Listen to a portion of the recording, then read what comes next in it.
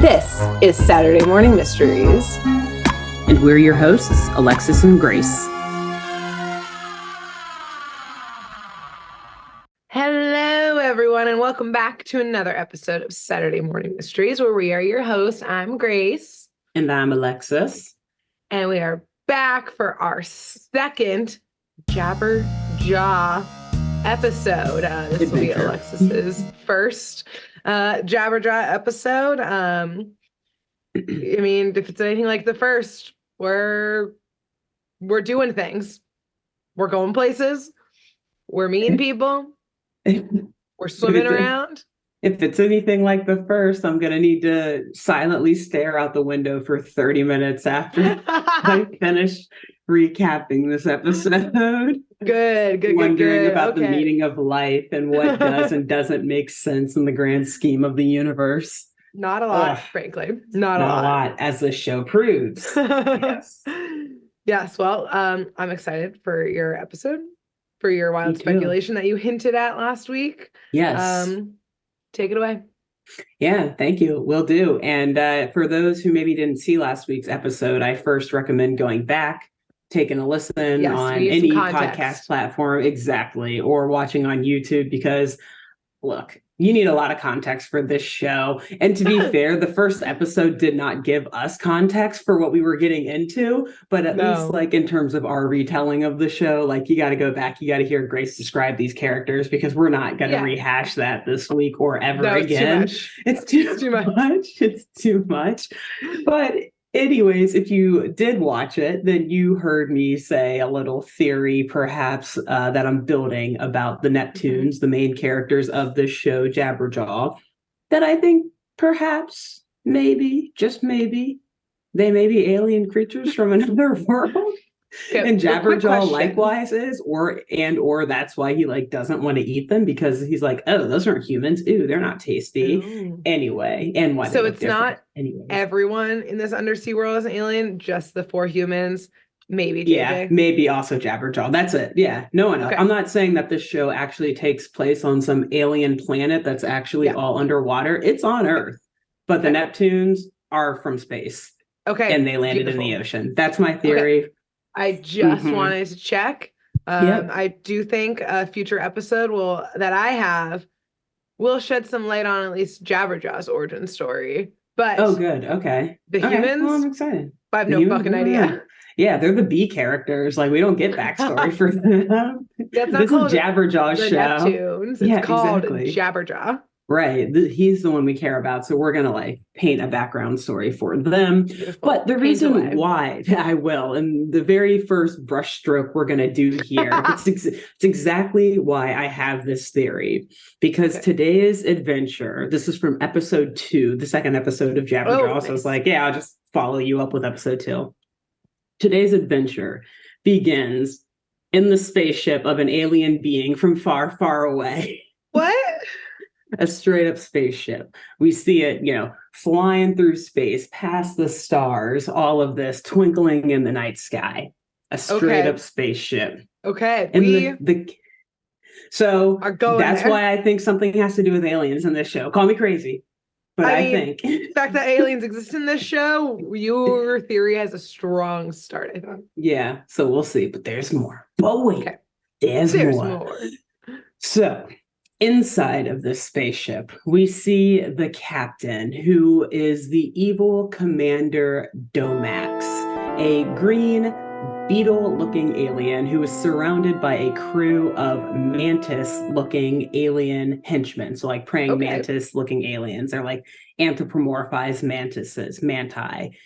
And by the way, I would say too, I'm not sure if you remember or are familiar with the show Space Ghost, or like Space Ghost Coast to Coast. It was on Cartoon Network when we were younger. And so the original Space Ghost was a 1960s Hanna-Barbera show and character. Oh. And they literally, the main villain in that show is literally the exact animation as these henchmen. Like I saw it. The exact same cell animation. They passed it. Exact same. They just maybe changed his color a little bit, because I was watching it and I was like, is that Zorak from Space Ghost? Holy shit. Okay, we love the laziness. We love it. We love the laziness, as we talked about last week. This show just poaches off of literally everything else that was popular at the time. They had to get the famous musicians. Mm-hmm. They don't have time to animate a new bug alien. Okay? Mm-hmm. The musicians are on a tight turnaround. They have to record at least 16 songs. It's busy. Or however many episodes there are. Exactly. Yeah. They're like, this isn't the animation business. This is the music business. And we're just drawing cartoons to go with music. We don't care about that. Just use Zorak from Space Ghost. What do you have on hand? Villain. Yeah. He was an alien, right? Yeah, he is now. But yeah, it's hilarious because Space Ghost came out 10 years before this. So they were literally just like, pluck and copy and paste. Back to the file. So yes. Anyways, so this Commander Domax, he announces his mission and goals to his henchmen as he's steering his ship towards planet Earth. And it is a very simple and pretty stereotypical and cliche alien mission: invade the entire planet and colonize the human race. Why? Okay. We don't know. What he wants to do after colonizing us, couldn't tell you, but he wants to do it, and that's all that matters. True. That's, average Tuesday for an alien. Exactly. So Domax, he then hops on like a little video chat pretty much with the alien's secret Earth contact. Oh. Yes, a mysterious, shadowy figure who's essentially laid the groundwork for Domax's overall invasion plan. So he's got a man on the inside. Wow. In the Earth contact. Yeah, this is deep shit. This is like some deep state shit going on here. I know, damn.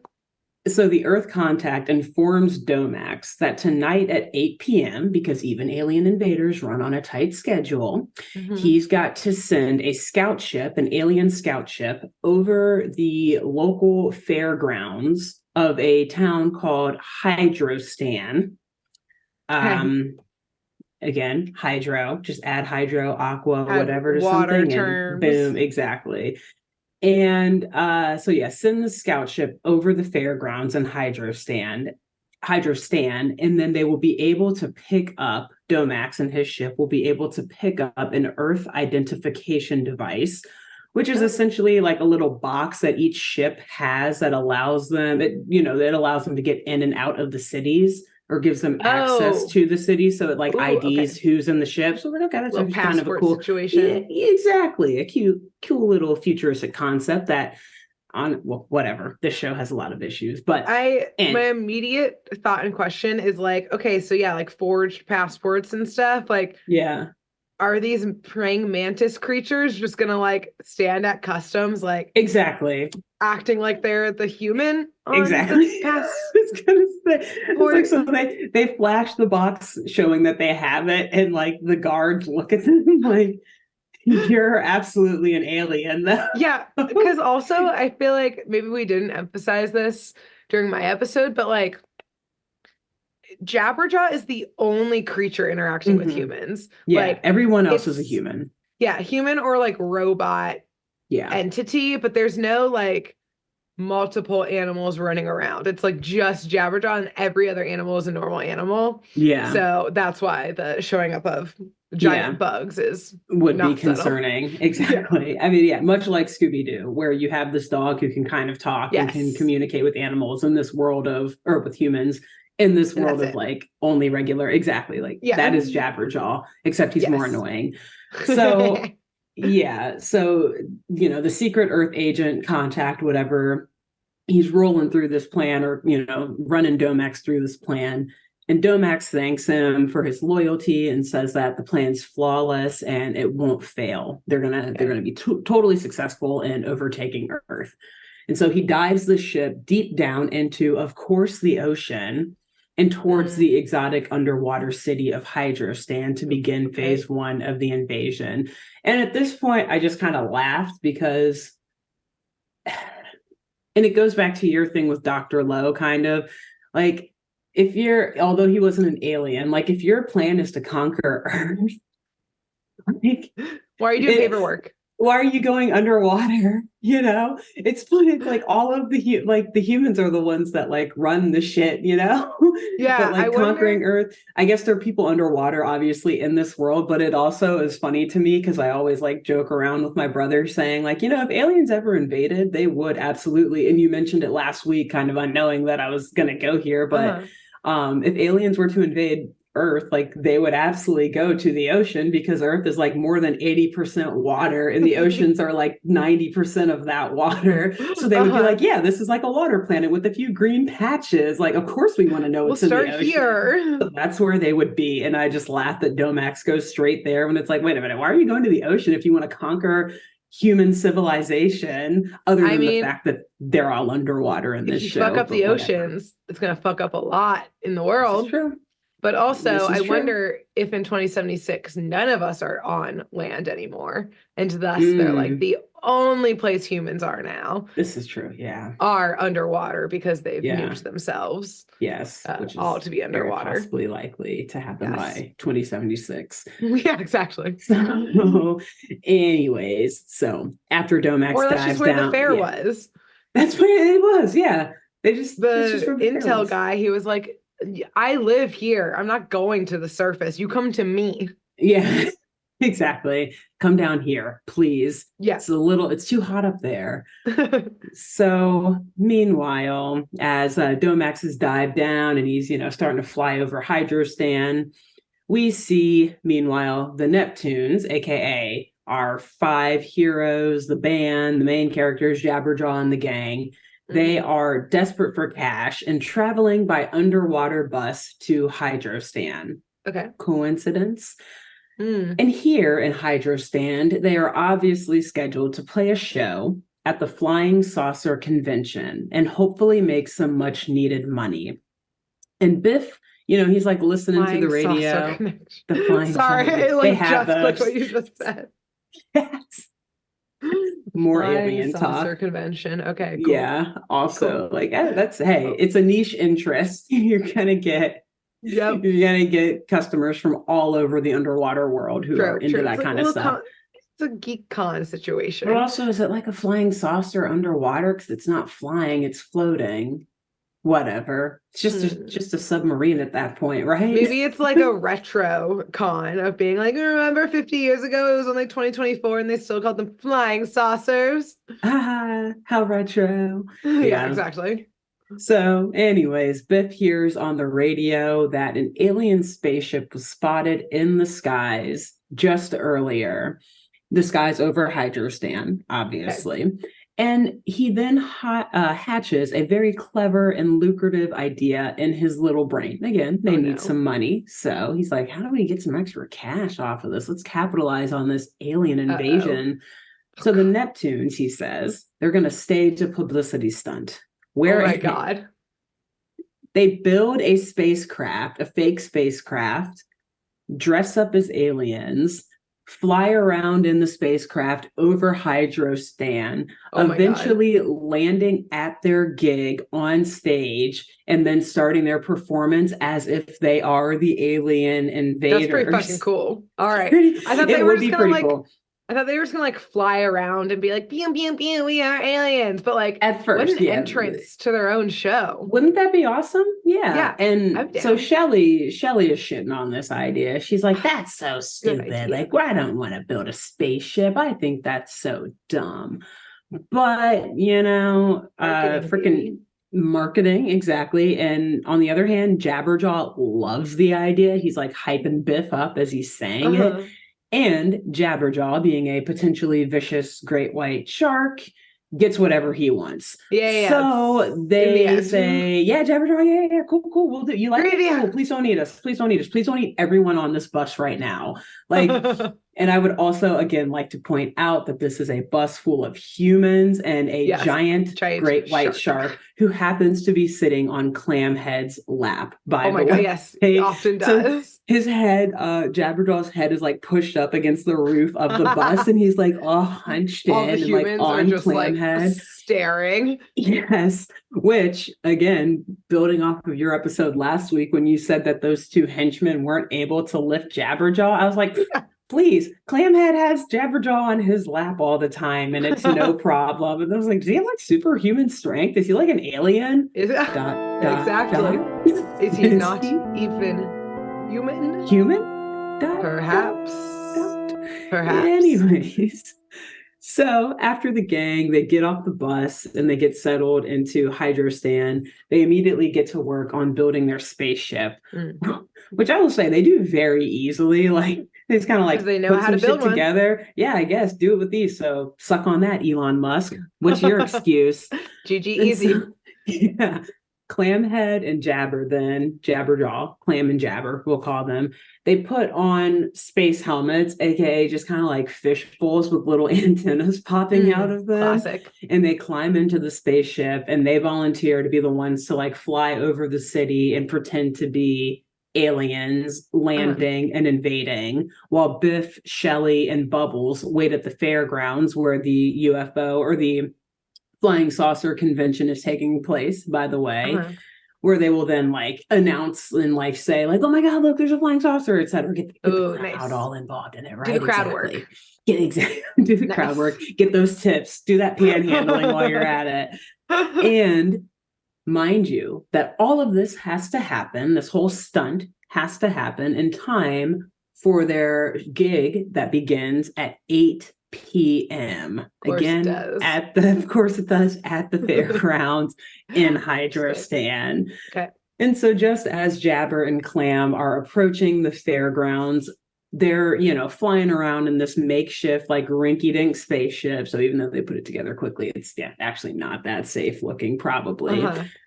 And as they're flying, this mysterious black box of sorts is beamed into their fake ship, surprising them and scaring them. Like, what the fuck? Where did this just come from? We have no idea.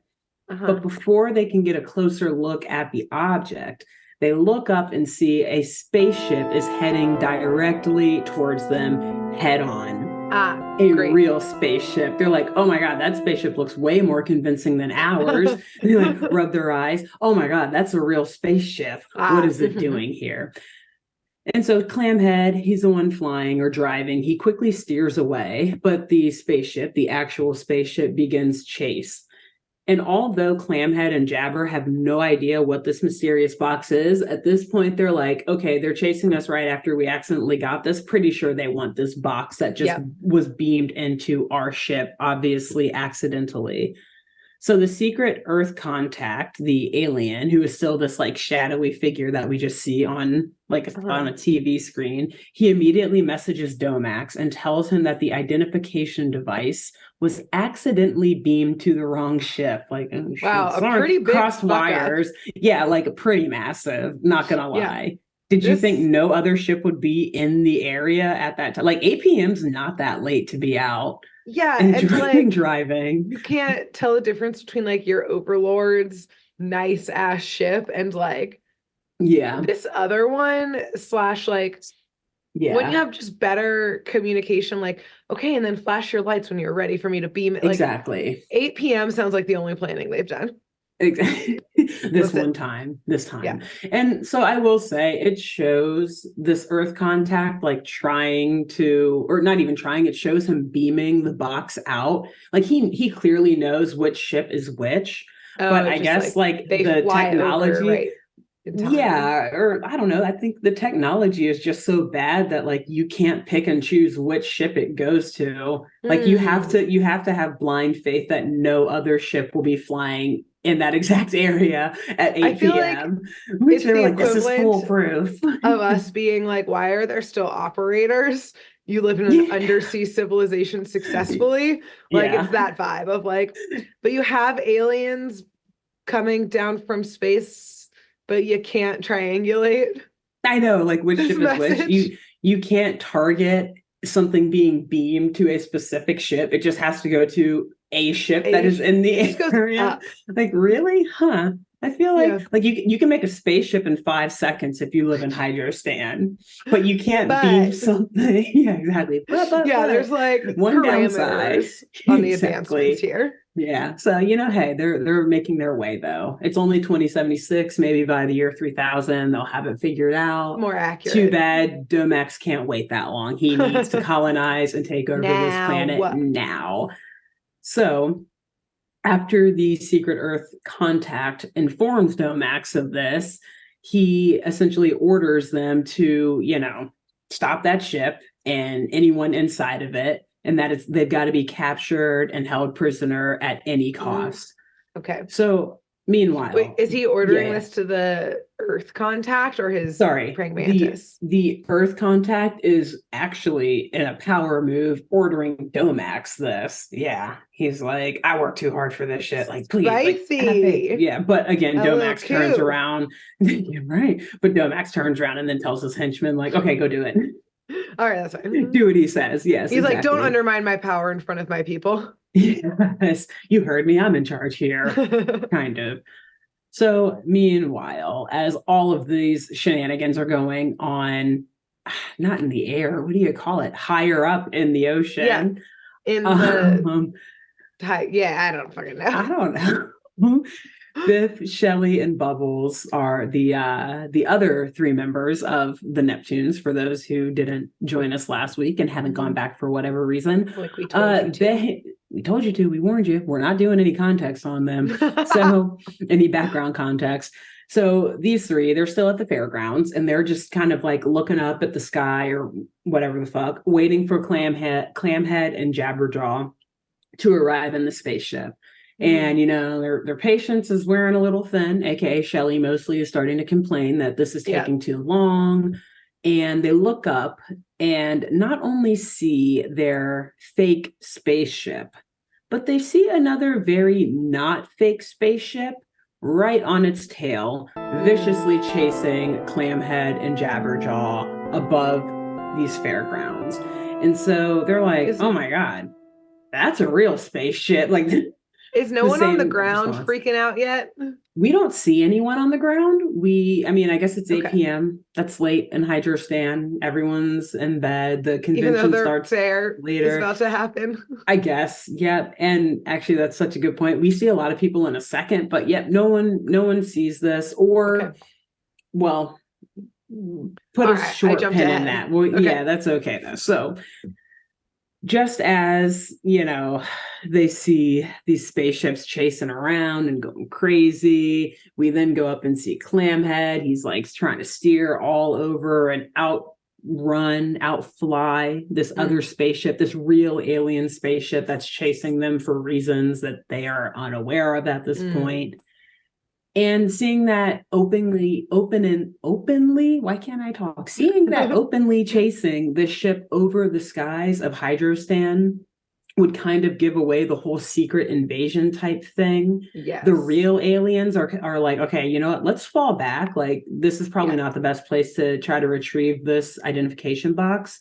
And also, we don't have the identification thing, so we can't actually get in to Hydrostan still. So they're like, just fall back, regroup. We'll come up with a plan to get that and essentially kill these teenagers who have gotten in our way. So Jabber and Clamhead, they make their way to the Flying Saucer Convention and like low key just like crash land and run into a lot of tents and like exhibits and destroy the whole place. Honestly, still a good entrance. It is because when they land, it is very rock and roll, very anarchist as well. Like, fuck the man, destroy all this shit. I am imagining that like there's just a line of fire behind them as like they skid there through. Might as well have been. Yeah. The drums start by Jabberjaw. Well, like Biff is already on the stage, does like a nice lick on his guitar. Yeah. Shelly just like shaking her tambourines. Crazy. They're like, shut up, Shelly, you're not making it cool anymore. Oh. So, but yeah, this is a very exciting and not gonna lie, massive rock and roll entrance because a massive crowd of the convention goers who are there, apparently they just didn't see the other alien ship. They all run up and want to see what's going on when this fake flying saucer lands right in front of them. And Biff, he like takes this moment, runs up to the crash scene and gets on his soapbox. And he's like, ladies and gentlemen, presenting a musical group that is famous throughout the galaxy, the Neptunes. And they all like, the audience starts to cheer as like all 5 of them like start waving, like, yeah, we did it. Oh, cool. But then when Clamhead and Jabberjaw get out of the ship, oh no. For whatever reason, Jabberjaw takes off his like fake little spaceman helmet. And the crowd quickly goes from like cheers of excitement to like shouts and scream of fear. About the great white fucking shark that just crashed. It is like 2 feet in front of them. They're like, oh, it's a shark. And they just like scatter like a riot stampede type thing breaks out. And mind you, so much of the convention has been destroyed by them crash landing. So it's just pure chaos at this point. Good. Excellent. The aliens are like, do we want to take this place over? This place looks a little janky. I don't know. Wait, this ocean is filled with sharks. Why are they freaking out about this one? Are they dumb? Are they stupid? And he's like clearly not attacking them. But I will say this is another moment. Like Jabberjaw clearly gets angered. Like this these writers were very clearly inspired by like the Jim Crow movement and like the 60s riots and like racial equality boycotts and everything, because it is clear that Jabberjaw is treated like a second-class citizen. Yeah, like they look at him and they're like, oh my god, it's a shark, he's gonna eat us, he's so dangerous. Like, oh my god, honey, hold my purse, don't let him. I thought you were about to say something, got out fire hoses. Which is so fucked up to say, but hilarious. But also once again, because they're underwater. That's like just why it's funny. Yeah. And they're just spraying a shark who can breathe underwater, so he's fine. Yeah, with very high pressurized water. Yeah, so Jabberjaw is obviously like very sad and like upset by this. So I'm like, dude, at any moment Jabberjaw could snap and just eat all of you. Like, I would not be pointing a finger and making fun of him or screaming at him or being like, oh, you're less than I am. Yeah, you guys are just meant to chum in this place right now. Easy pickings. So yep, easy pickings. He looks like he considers it for a second, I will say, and then he's like, wait, no, that's right, they'll kill me then. So anyways, after the crowd scatters and we just essentially see the destruction of the entire fairgrounds, we then see like, I guess the owner of the fairgrounds or whoever, like the organizer of this convention, he storms towards the band, towards all 5 of them. And he's like, what the hell are you doing? What was all of this about? And Biff tries to explain, like, it was just a publicity stunt. Like, we were just trying to get people excited for our gig, you know? And the dude's all like, there is no gig. Press. Yeah, right. We got to get them talking. I don't care what they're saying about us as long as they're saying something about us. As long as our name's in their mouths, we don't care. Yeah. And so at this point, though, the owner of the fairgrounds or whatever, he's like, yeah, no, gig's off. You're out of here. It's canceled.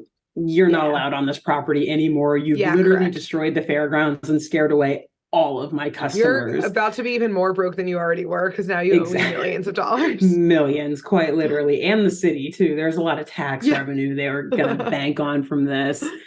Biff, he again tries to apologize, but the owner is like, guards, he calls the guards in, like cuts them off, and these robot guards come in and just like pick all of them up and throw all the band members just right off the property. And so knowing that this was just a total mistake, a total misunderstanding, and that the real aliens are to blame for the whole debacle and destruction of the fairgrounds, bit like in a sense, but like you guys are too, so it's okay. You guys are both to blame. How about that? Yeah, you You're not innocent, Biff. Your hands are not free of blood by this idea. None of you. They're actually very covered in blood. You actually are mostly to blame. Yes. But hilariously that you said Bubbles is the narc, because like I laughed thinking about that when you said that last week, but I was like, oh, in my episode, actually, Biff is the one who suggests that they go to the police station. Yes. Oh, because he's trying to clear his own name. He is. He's like, shit, that's the only reason. Yeah, I got it. Well, and I think he definitely feels at least a little bit at fault to the group here, because again, mind you, like they just got fired from a gig. So it's not just like they got kicked out of something, like they also just lost a jobs, and they lost a job and they need the money. And of course, Shelly, being who she is like bitching at Biff this entire time. Like, there you go again. You've done it again. So apparently this is common for Biff too, by the way. He gets them fired from their gigs a lot. Yeah. So I guess this time he's like taking ownership and he's like, all right, guys, fine. Let's go to the police. This is my bad. I have some further theories about Biff and what I actually think is happening, which perfectly will tie into my episode next week. God, I can't wait. That he's actually trying to just get ahead of like the fairground owner reporting him directly and being like, Biff Neptune. This height, blah, blah, blah, put him on a poster, wanted. So instead, Biff is going to go in with a fake name and be like, it was so crazy. These aliens chased me. No, you can't fingerprint me. I'm going to call my lawyer first. Yeah. And he's trying to get ahead, perhaps, of someone else reporting him. Fair. He might be. He might be smarter than he looks. And also, this is random, but seeing as every other character in this show has an underwater theme. Well, I guess Jabberjaw doesn't technically, but it's because he's a shark. He's a fucking shark. What does Biff mean? I don't know. I thought about looking that up, and every time I think about it, I forget. I'm not going to do it now. Maybe we'll do it between this episode and next week. So you are, you do it because I'm like, I don't feel like grabbing my phone or exiting out of my script or moving my script, but feel free to look at that while I try to remember where I was in my script. I don't know. So it doesn't mean anything it's saying. I have no fucking idea with 18 seconds of I don't fucking know what it is. Google did not immediately tell me, so I'm pretty sure it's because it doesn't mean anything. It's just it's used, honestly. I feel like it's the name of like the stupid mean bully in like old school cartoons, you know, like Biff. So the fact that they named him blow with the fist. It's like a slang for like hitting. Oh, what? I don't fucking know. Shelly and Bubbles better watch out. They couldn't think of 3 more animals in the ocean, so they were just like, I don't know, the tough guy. Biff. With the least tough sounding name. I know.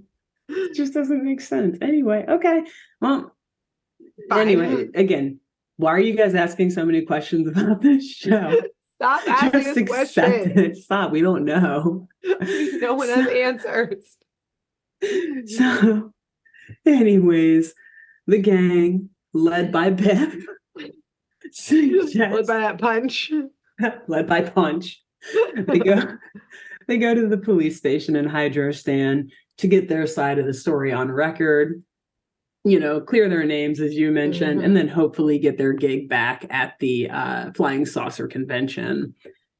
And so after they recount the story to the police inspector, the inspector says, like, well, you know, it's a compelling story, but I'm going to need a little bit more proof before I take any action. Yeah, great call. And I will say, yes, also good call, but I will say in addition to just like retelling him the story, they also give the inspector the actual identification device that was beamed into the ship. So, but I mean, at the same time, it's like, okay, this could just be your identification device. Why are you showing They're like, me this? Open it. It has pictures of praying mantis on it. You'll 2 more seconds of investigating. Please believe us. And so Jabberjaw, though, he promises that they'll get some more evidence of the aliens. What? You know, to appease this inspector who says that he needs more before he, you know, investigates or whatever. And Jabberjaw says that in particular, they'll find the spaceship and prove that the identification device is what the aliens are indeed after. And they leave the identification device with the authorities as evidence. And at this point, clearly annoyed with these over-dramatic teenagers and the massive great white shark in his office, the inspector is like, Sergeant, he like calls the sergeant in and he asks them to like get out of his office, like, Sergeant, show these teens out and, get the fuck out of my office. Right. And I think at one point he also says like, and make sure that they have a pet license for this shark or something like that, which pisses Jabberjaw off quite a bit. That makes sense. And it is concerning how much they refer to him as a pet in this show. I don't know. Again, they're like very sharkophobic, a little xenophobia happening. Also, I'm imagining that like this sheriff at this moment is like, we literally have like 1,600 tourists being flooded to the hospital right now. And we're having to like, our hospital is small. We're not a big city. Like this was our income every year. We are trying to like call families, next of kin, et cetera, deal with incoming calls. I don't have time for you kids being like, here's a black box of information. And he looks at them closer and he's like, wait, aren't you guys the ones that put those 1,600 tourists in the hospital? And that's when they were like, we'll find the evidence. Goodbye. We'll find evidence. See ya. Sergeant, you don't need to show us out. We were already leaving. They're already out the door. Gosh. So I will say, though, that this inspector, he actually may be a little bit more interested in this case than you allude to, as much as I love that theory. Or that Does it say shadowy inspector? Does he have a lot of shadows around he him? Is shadowy. Because after the gang leaves the office and the sergeant, the inspector like looks around, makes sure everything's all clear. And he presses like a button on the badge hanging from his neck or something. And instantly transforms into one of the mantis-looking alien creatures. And he immediately gets on like a little walkie-talkie or whatever, radio communication with Domax, of course, Commander Domax. And he's like, that was easy. He's like, that was easy. He's like, hey, I got the box back. So like, yeah, we're good. Back in action. Just so you know, though, like these teenagers, they're looking for you, but like, don't worry. I'm pretty sure they're not going to find you. So like, we're good. We're good. And one last thing I'm going to say about this commander is that it's very funny because all of these aliens, like Domax and the henchmen that are on his alien ship, they all talk in like these weird alien voices like this. But then the commander just talks like this, like a normal white man. And so you see like this mantis alien creature just talking like this. But also like the more he talks to Domax, the more his voice goes from this to something more like this. And then it like goes back to normal. So I'm like, who recorded this? When you're like in, different like cultures, you like for long enough, you pick up the accent a little bit. So that's what he was doing. And then he was like back to speaking in his native tongue. And also so funny that you were like at the start, like, yes, the deep state. Exactly. That's what I said. I was like, well, the shadowy figure, like, yeah, maybe, but he's an officer. Yeah. Not only is he an officer, he's like the inspector. And they make it seem like the inspector is essentially like the head of the police department. Like he's got this massive office with this ornate like office chair that he sits at. All the sergeants do what he says. So yeah, this guy's like in charge of the local police. This is the 70s. Is this just like a veiled metaphor for the LAPD at this time? Yeah. And like the deep corruption. NYPD, LAPD, name them. You name all of them. USPD, any place in the US, especially in the 70s. Interesting. Yeah, they knew. They're like 1976. It's like this now. It'll probably still be like that in 2076, even if we all move underwater. Right, there's one thing that won't change. Time. Yeah, exactly. Right. One thing is constant in life: racism, corruption, and xenophobia, corruption by people in power. Exactly. Again, these themes survive the test of time. Yeah. Yeah. Great. Perfect. So, and again, of course, nobody else sees this. So this is still secret and unknown to not only all the other police officers, but also to the Neptunes. So after they leave the police station, Biff tells the gang that the only way to locate this alien spaceship is by sneaking back into the fairgrounds and checking the computer records there to see when the spaceship was sighted the night before. Okay. So yeah, fair. I guess that's what they keep it at these conventions. Sure. I've never been to a flying saucer convention, so I cannot say. We are not versed on the methodology. Those who are, please inform us. But don't. Or don't. Please don't inform us. Prefer our ignorance, thank you. Yes. So in order to sneak into these fairgrounds, the gang piles into a it's like a cleaning robot. It's just a very big like metal barrel looking thing with like little vacuums. Oh yeah. Like tubes hanging off of it. I don't know. Great. Anyway, they all pile into there, and the robot just sort of just rolls right in, and they get in, and it's that easy. So they're back. And yeah, I guess were there any guards to get back? No. It's just another robot. It was like a robot that I guess it was like.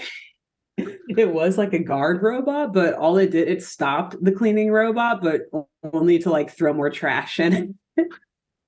And so you hear Shelly like yelling that like, this was such a disgusting idea. Yeah. But like, no, it's that easy. So it's almost like they never left. Yeah. Great.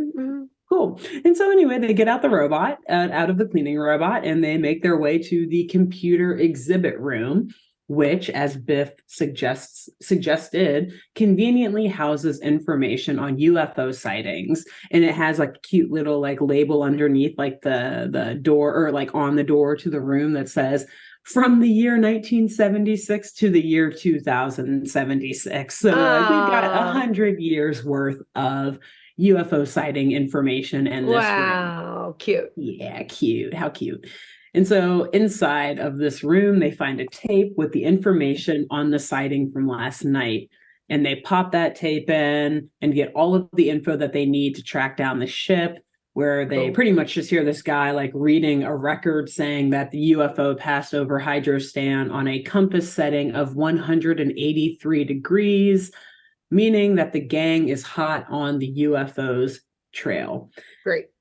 And I just will say, because she's obviously been pretty quiet so far this episode. What the fuck did Bubbles say? What could she possibly contribute to a compass reading?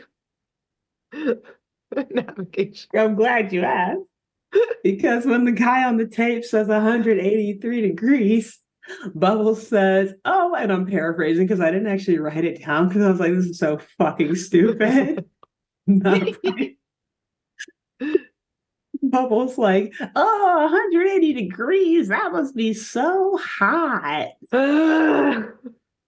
And Biff is like, no, it means we're hot on their trail.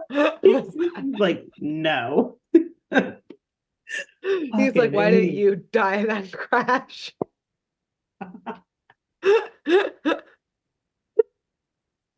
Funny too, because I will say Bubbles like kind of offered to fly the spaceship over like earlier in the episode, but for whatever reason they were like, no. Like, I guess probably because she fucks everything up. Yeah, exactly. She would absolutely crash. Yeah, because they weren't planning to crash it originally. Exactly. Yeah, so they probably are now like, damn man, we should have let Bubbles go with the God.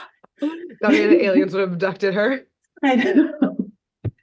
So yeah, pretty sure that's the only Bubbles line that I didn't even put it in here, but I was like, you know what, since we're just shitting on her, let me go ahead and throw it in. I think that's the only Bubbles line I'll add into this episode. What if this entire single season is just like the, like behind the band, like behind the scene documentary of like the disintegration of what was a really popular band at one point? Like the final year of a band before they broke up because they all just fucking hate each other so clearly. That would be such a good premise for the show, actually. Yeah, they're like gonna make a documentary about like their last tour, but like really behind the scenes, they're all just like throwing bottles at each other, like refusing to record at the same time. Each other, yeah. But that's like so true too, with like how they're at the end of their heyday, because like that's how they keep getting these big shows that aren't like typical shows, but still like you gotta have pretty good booking to get like a convention, but also like Right. no band just like running to play at a flying saucer convention. Exactly. But at the same time, it's like, oh, but that is a big audience. So like you have to like have the name to Yeah, draw you in gotta the say crowd. yes. Yeah. Yeah. So like they're Right, in this but like weird limbo and they absolutely hate each other and are ready to just be done with it. yeah, like they all know that this is their last like tour, Yeah. but like no one's saying it out loud yet. Yeah. Cool. Great. And so, oh my God, the show. So anyway, after figuring out this information about where the UFO is, 183 degrees, compass setting, whatever, from the fairgrounds, they leave there and they follow these directions towards the ship, which again, like life is easy for these kids. Like they find it quickly. Like they hop into one of their like little aqua cars or whatever. And again, like Jabber is like smushed in the back, ready to eat these people at any minute now. Yeah, he's had a hard day. Yes, it's been hard. And yeah, like they drive for like 2 minutes, maybe tops, outside of Hydrostan, and they're like, oh my God, there's the spaceship. Like not hiding, which also is hilarious because the secret Earth contact is like, don't worry, those kids won't find you. I like to find think them that in like 5 seconds. the aliens, were they like landed like behind something? They were like hovering, floating, whatever, like kind of by some rocks, but no, like they were in the open. There's I like not to think that they were all like, well, we just won't go up into the sky. That's where they're gonna look. Yeah. Is in the sky. And if we're not in the sky, they'll never find us. They'll not find us. Exactly. Well, they found you pretty quickly. But so anyway, now that they've found the ship, my question for the gang while watching is, okay, now what? You've approached an alien spaceship in a tiny little aqua car / ship of your own. This spaceship has like laser guns pointing out of it, like all sorts of defensive and offensive mechanisms coming out of it. And they're just in like what you described last week, like a Mini Cooper of like underwater vessels. Which also, yeah, like, are they just gonna knock on the door and be like, hey, the fairgrounds owner is sending his lawyers after us saying we're liable for this damage. Could you come in and take the blame? Oh no, it's not their plan. They're not going to knock, actually. They just walk right in. Grace. Oh no. You know what? That's a real 70s cartoon move. It's just B&Es. No one locked their doors back then, you know? No one locked their doors. Like, so, and this is Shelly's idea, by the way, too, because Shelly apparently heard me asking this through my TV screen. I was like, what are you going to do? And she's like, okay, now we just need to walk on in, catch one of the aliens, and then we'll have proof to show to the police. So simple, right? In my mind, I'm like, is the plan? It's kidnapping. So are they the villains? This episode? Vigilante justice, yet again. A common theme in this podcast. So we go inside of the spaceship and we literally see Commander Domax like in the middle of wargaming his invasion plan. He's got like a map of Earth on the wall and he's like pointing to everything while his henchmen are behind him, like taking notes and like pulling controls and stuff. And then like a garage door type thing leading to this room, and the ship just opens up to the war room. And we just see the Neptunes one by one just casually stroll. As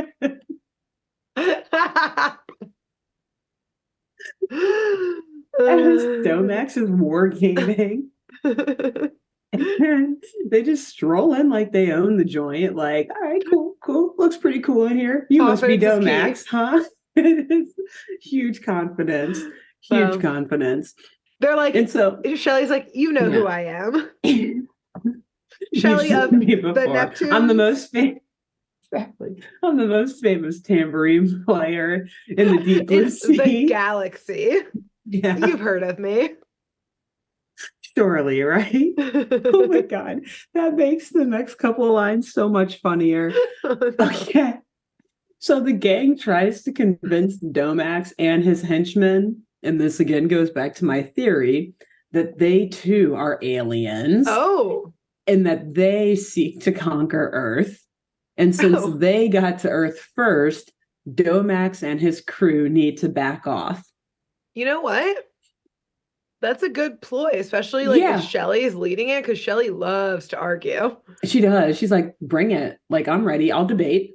Let's do it. Fight and so Shelly was the one who's leading it. I forget what planet they said they were from, but like it rolled right off her tongue. Jabberjaw was like, yeah, we're from there, blah, blah, blah. And all of them, like, they looked convincing. And like, it took no time for them to come up with this lie. So I was like, oh, maybe they're actually just telling us the truth. No whites behind their eyes. Yeah. They have superhuman or inhuman strength. They literally have a giant great white shark backing them up and speaking. As their friend. Yeah. They seem to speak a different language most of the time. Freaking Clamhead saying like, wow, and yabba, yabba, yabba, all these different things. These aliens, these actual praying mantis aliens are familiar with like their own kind taking human form. Yeah, exactly. To like get around. Yeah. Okay, I see it. And maybe the Neptunes were like, we're gonna come conquer Earth. Mm-hmm. And they discovered the power of music, and we're like, let's just sidetrack this really quick. They're like, we can conquer Earth with the power of music. Yes, exactly. Which, look at Beyonce and Taylor Swift. I mean, exactly, $1 billion babes. So that's maybe what they're in here for the long game. Yeah. And that's why they keep taking down other villains, because they're like, no. This is our turf, okay? Yes, exactly. They've been here for a long time. They're going to use fame. Like, people are so obsessed with celebrities and like follow them so blindly that like the celeb stands that like, not a bad plan to conquer Earth.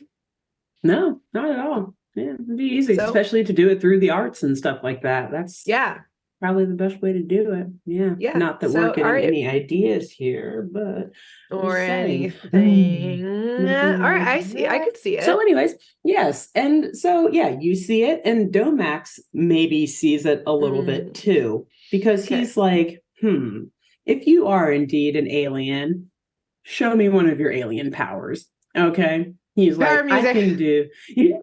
Shelly's like, have you seen my start shredding?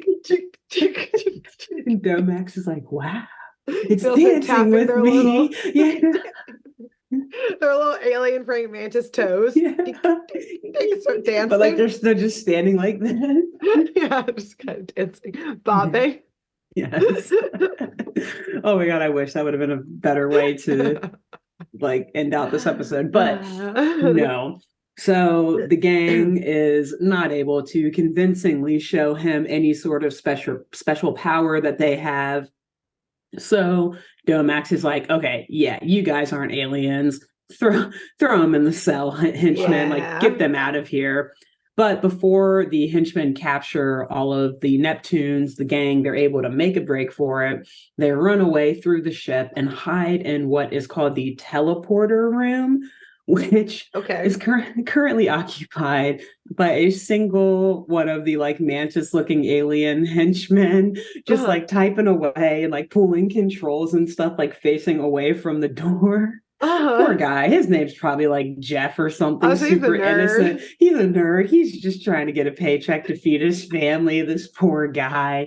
But they're the ones who think that the triangulation of the black box got fucked up and it's all Jeff's fault. So he's in there like, I got it. Before he tries to send the box again, I got to recalculate all of this. Oh God. God. See massive calculations on like the wall and everything. He's just trying to debug this program. He just can't find where he fucked up the code. Exactly. It's been he's under so much pressure right now. Yeah, he really is. He's got praying mantis mouths to feed at home. Exactly.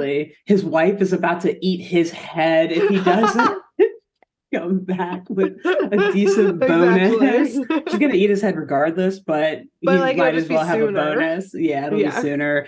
So the gang, they see poor Jeff working away, pulling out his mantis hairs over this coding error that he's fucked up. They look at each other and they're like, here's our proof for the police inspector. Oh no, they're gonna kidnap Jeff. Let's fucking kidnap Jeff. Jeff, no! Poor Jeff. Oh, man.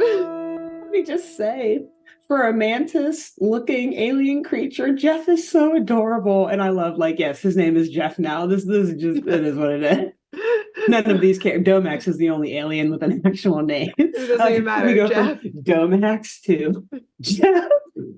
That's how you can tell, like, his ranking in this alien race is that he's just the account. He's just like, he's just moving numbers around. He's just trying to, like, doing what he can. Yeah, make sure the books are clean, make sure the navigation makes sense. Yeah. Like the fact that the teleportation pod is also his office is like they were like, Jeff, HQ made us take you. Here's your freaking office in the back corner. Here, like sit in here. Like, we don't even want to see you. Has his little brown paper bag lined. A little briefcase. Okay. Takes off his hat and his coat. Plops down and just crunches numbers all day. He gets out his communication lunch software all day. He gets out his lunch that his wife made. He's like, "Oh, look, a hard-boiled egg," and tries to crack it, but it was accidentally a real egg. So now there's an egg. And he's like, "Egg yolk." Could this day get any worse? And then the Domax storms in. Jeff, you fucked up the communication. What the fuck happened, Jeff? He's like sending his wife a message. Gonna be another late night at the office, honey. Sorry. And then the Neptunes storm in. Neptune, exactly at that exact moment. And they walk up to poor Jeff right as he's going through all this pain after a hard day. His wife is berating him.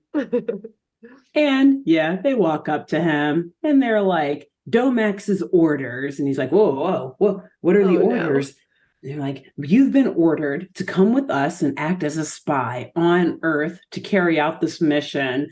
And Jeff, he's like, oh my God, like I've never been in the field before. I'm always here behind the desk, man. And he's so cute because he's like in his little alien voice. He's like, but I don't look like a spy. I don't look like a human. Jeff, believe in yourself. Believe in yourself, Jeff. You got this. You can do this. You've been working for this moment. Today's your day. You got this. Your day to shine. This day is turning around for you. Wipe that egg yolk off. Your tie. Get in there, Jeff.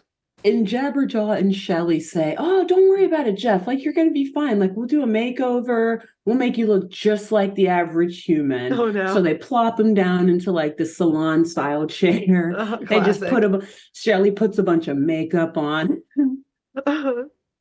and throws a blonde wig on his head. So it's just like a praying mantis with, like, lipstick. Red eyeshadow or like a lot of eyeshadow with like mascara and like a curly blonde wig. And he just sitting there like, aw. I like to imagine that Jeff is like, this is the most beautiful I've ever felt. Finally, someone's paying attention to me. Jeff. This is amazing.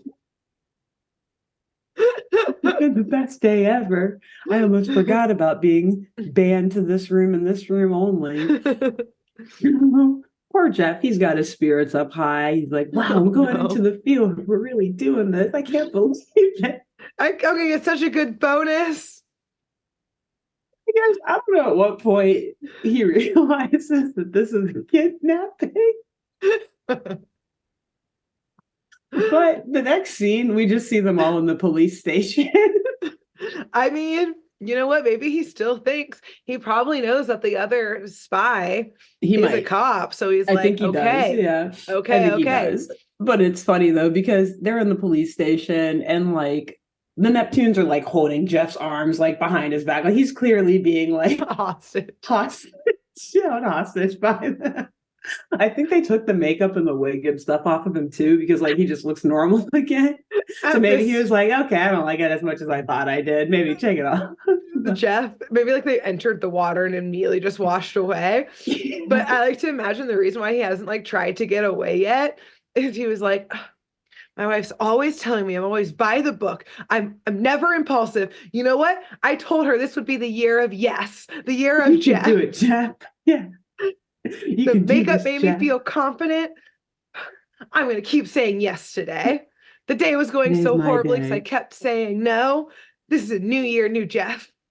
Max needs me to go on the ground and actually run a field mission. I get to actually be a spy. Yes. Am I ready for this? No, but yes, I will do it. Thank you, Max. Huh. It's kind of starting to feel like a hostage situation. No, Jeff, stay in the zone. Jeff, it's your year of yes. Which would also be a hilarious premise for a movie or a show. Like someone trying to like have a New Year's resolution like that, and they say yes to something and then just immediately end up being a hostage. Yeah, like, shit. You heard it here first. That's the silver lining somewhere in here. You got to get through the rough times to get to the good. Yeah.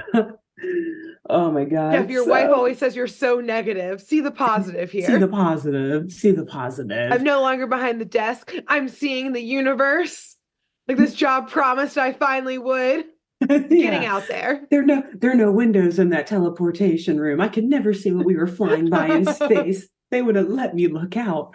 But when I get home, this is the real world inside of a police station. This is the real world. When I get home and tell my wife I was a spy today, she's going to rip up those divorce papers. She's going to finally let me see the kids again. I saved our planet. I'm going to win so many. I'm going to win the Purple Heart here. Yeah. She's going to want me back so fast.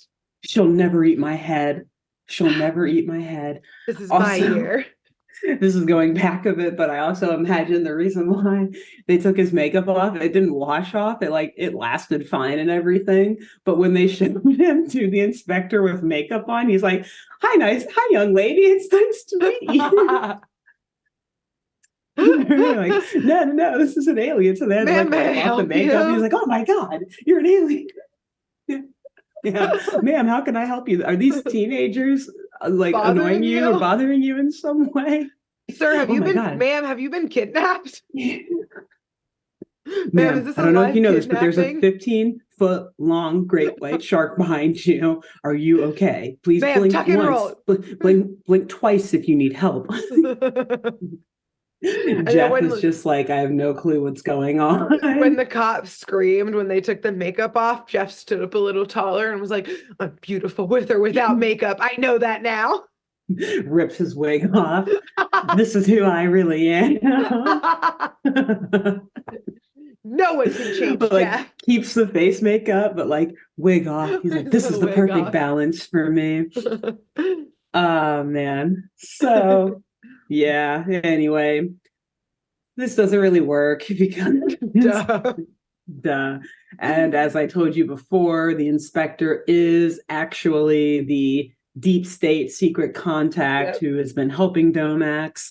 So when the teens bring poor Jeff in as evidence, Jeff is a piece of evidence now in this investigation. My wife said I was put him in a bag. We put him in a bag and store him in a room. All right, Jeff. He just goes back into a windowless room. Yeah. Aww. I traded one life of misery for another. Man. At least I had a flash of glory. Yeah. Although this is probably the most exciting day Jeff's had in a long time. So even, through it all, this is probably good that he said yes to this. Yeah, this assignment. So the inspector, though, he admits, upon seeing this alien now standing in front of him, he's like, wow, you teens are actually a lot smarter than I thought. But he then admits to them that he has even more proof of the impending alien invasion.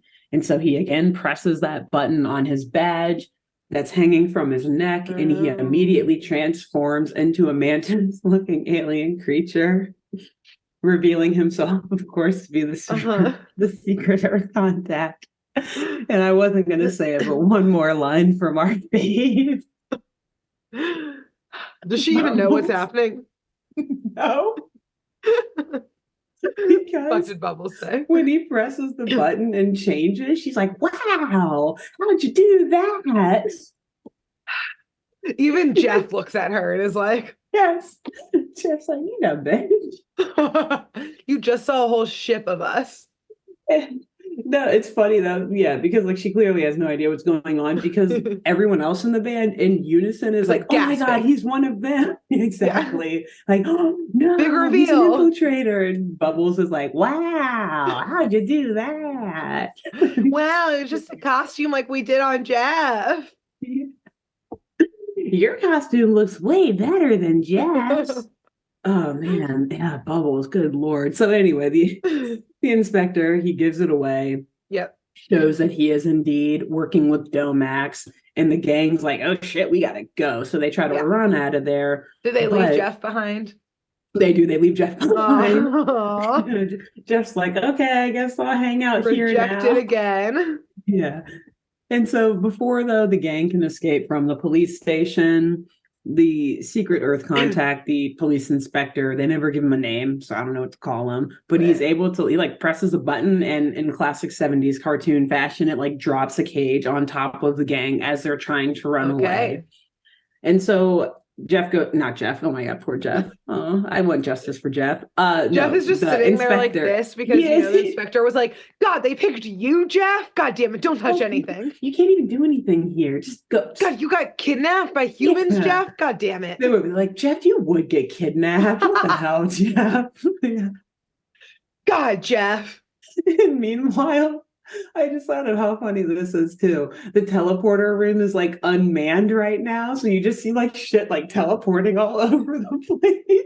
But also, I like to think that no one else on the ship realizes that Jeff's gone, which is more sad. It is. They definitely don't know he's They're gone. Just like, God damn it, he's fucking up in there again. He'll fix it. Whatever. He'll fix it. Whatever. Guys, go back there and see if Jeff's fine. But it's hot and stinky back there. But it's Jeff.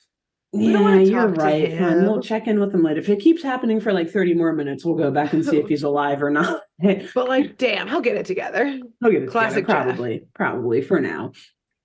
So yes, the inspector, he's like looking at the kids in the cage saying like, okay, well, this should hold you now until our invasion is complete.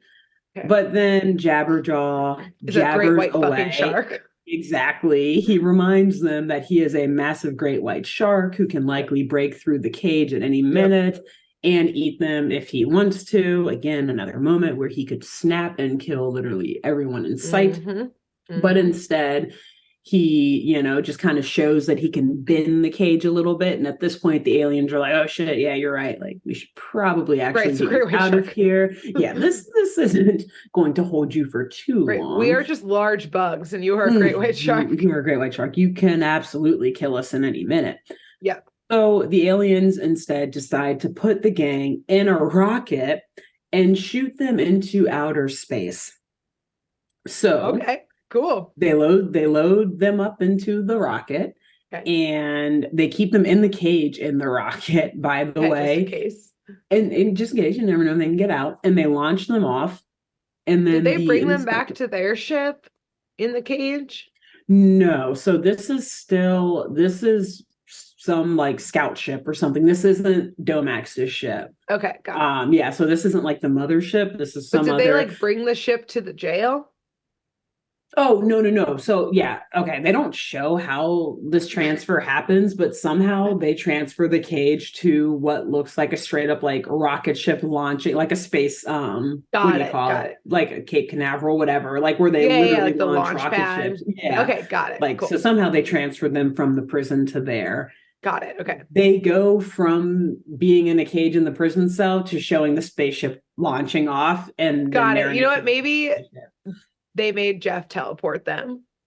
Yeah, maybe. Jeff knows how to run those numbers in code. He's like, the inspector is like, Jeff, this is your time to shine, man. What do you got for me? Don't fuck it up, Jeff. I can do this. He's like, new sense of confidence with the makeup on and the wig. He puts the wig back on. I can do this. I can do anything. The year of Jeff's not over yet. Let's do it. It's just beginning.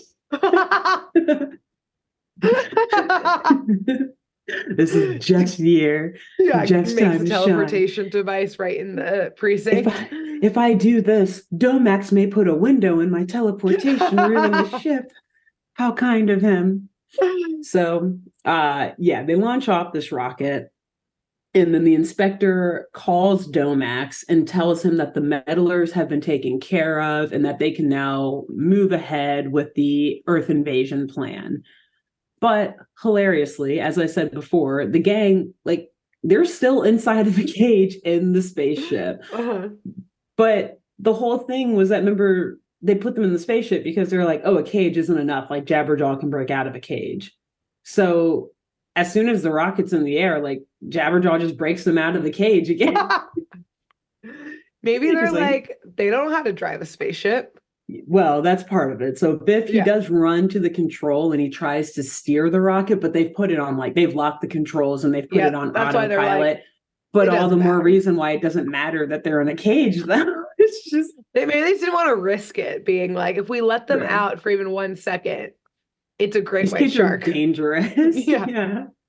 We'll immediately die. In action. Yeah, they kidnapped Jeff, for crying out loud. They're ruthless. So using Jabberjaw's tail as a rudder, because again, they've now broken out of the cage. They realize they can't steer back to the ocean. So Jabberjaw's like, oh, I've got an idea.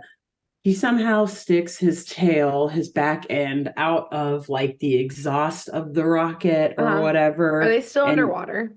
No, they're in space. They reached that. Oh, they fully reached space. They are in space at this point, which makes this so confusing. Cool. He uses his big great white shark tail as a rudder for the ship in space, and it's able to steer the ship back around towards Earth.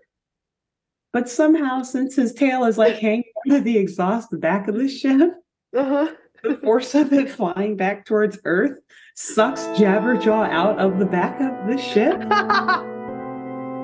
But like Clamhead grabs onto. Wait, like, while he's still in space, he gets sucked out and grabs on? In space.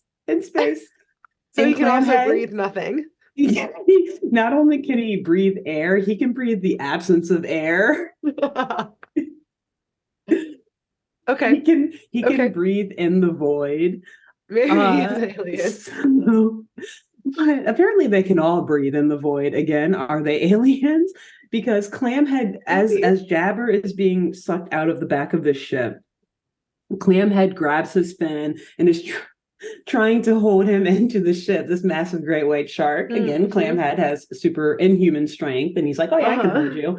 But it doesn't work. He gets sucked out, and then Biff grabs Clamhead, and Biff gets sucked out, and then Shelly grabs Biff, and then Bubbles grabs Shelly. So all 5 of them. It's all hanging on Bubbles. Bubbles is our link. Bubbles doesn't hang on. No, they're all just flying through space.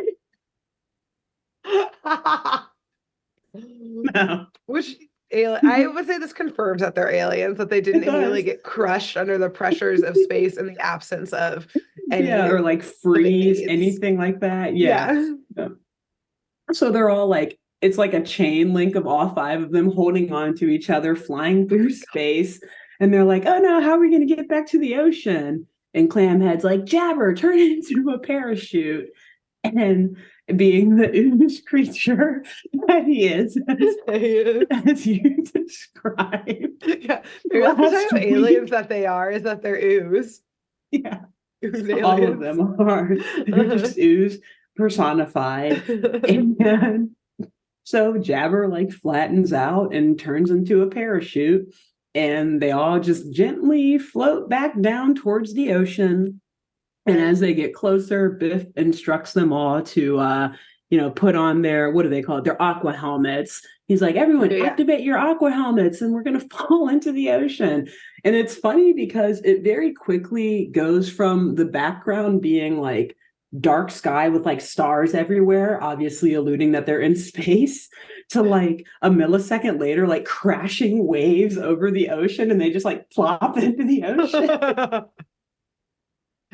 I mean, and then they're back in Hydrostan. They plop right back towards Hydrostan, coincidentally. I guess the ship went straight up and they came straight down. Yeah. Yeah, wow. I guess it wasn't a windy atmosphere that day No, to knock them off course. Okay. That's how it typically happens, when a spaceship, when astronauts or whoever have to eject from the ship when they're like landing back or whatever, and they like go into the ocean, like they use a parachute and they just kind of crash in there. It's just a cute little dainty Mary Poppins style fall right into the ocean. Okay. Like crashing waves. And they're just boop. Like the waves. I can't stress how violent the animators made this ocean look. Like it was. I was like, you guys just like plop right into that? That doesn't aliens. They've got to be aliens. It's absolutely. That's the only answer. Any second of this episode.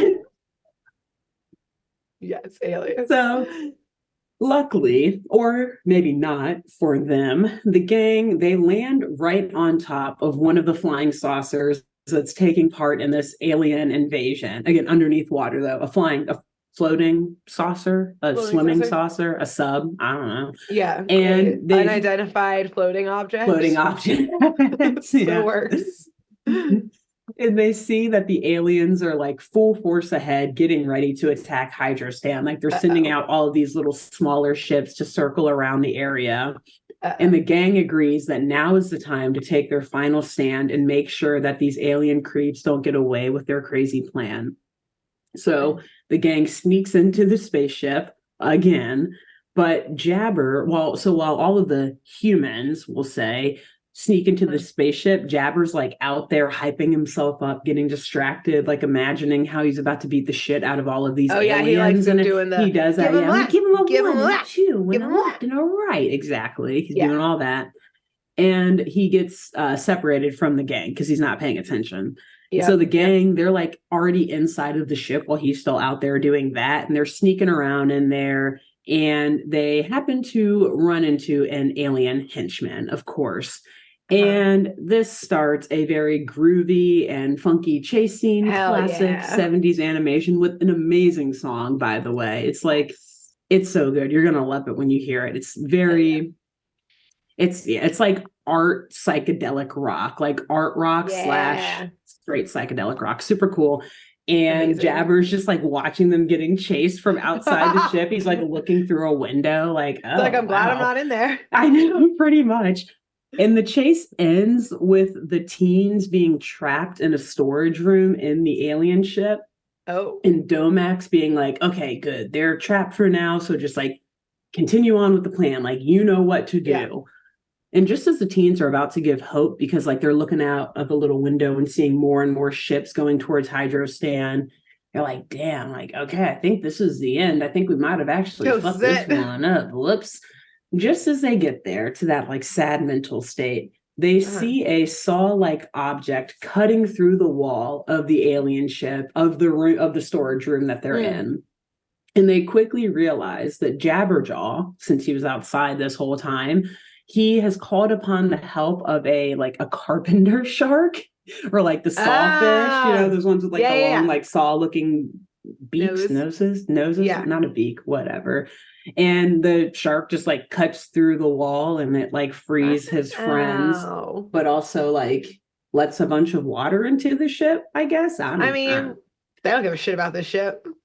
Yeah, no, they don't. They're like, put on your aqua helmets, let's go. Yeah, might as well kill them all by flooding it. That's a great strategy. They're bugs. I don't think manti can swim. Mm-hmm. Yeah, they're gonna drown. So once they're free from the storage room, the gang, they see that all of these alien ships have closed in on Hydrostan and that it's probably too late for them to save the day. So and they're like, okay, well, we didn't leave. We're free now. Sucks for them. Guess we're not playing any shows on Hydrostan anytime soon. But no, they pull out one last Hail Mary play in an attempt to save the day. Mm-hmm. Similarly to last week, when you just couldn't quite explain Jabberjaw turning into a screwdriver or whatever, a drill. I can't quite explain here, but they use Jabberjaw. They like slingshot him through the ocean. Which also imagine how much power and force like that would take, given how high the pressure is that deep in the ocean and all the water to sling a great white shark through like zipping through the air. Again, also imagine superhuman strength from this band. Imagine you're just like one of the holdouts still in the city, and you're like, okay, I see the aliens coming, but we can survive. And then all of a sudden you see a great white shark whizzing through the air, jaw wide open. You're like, you know what? Never mind. Please take us. Yeah, exactly. You have to pick between those two evils. Yeah, I don't know. I think one definitely sounds better than the other. Yeah. So, yes, they slingshot Jabberjaw through the ocean, and he flies all the way across towards the spaceship, and he grabs. And so, by the way, this is one of the scout ships that he is like slingshotted towards, not the mothership. So he grabs the scout ship with his tail and then flings it back towards the mothership. Cool. Like Frisbee? Yeah, almost. Or like a discus? Like a catapult almost. Okay. Yeah, he like catapults it with his tail. And my thought is, oh, how cool. Like the small little scout ship is gonna like slam into the mothership, and like they're gonna explode and it's gonna be awesome, and like Domax is dead and like boom, boom, boom, cool, how awesome. Instead, the little scout ship stops like just in front of Domax's ship, and you just hear Domax like yelling over like a sound system like, no, don't activate the force field, don't. And then you just see like a laser come out of the scout ship, and like a force field appears around the mothership, and the mothership just like crashes down and like turns off and stops working, I guess. And that's the end of the episode. That's how they defeat Domax.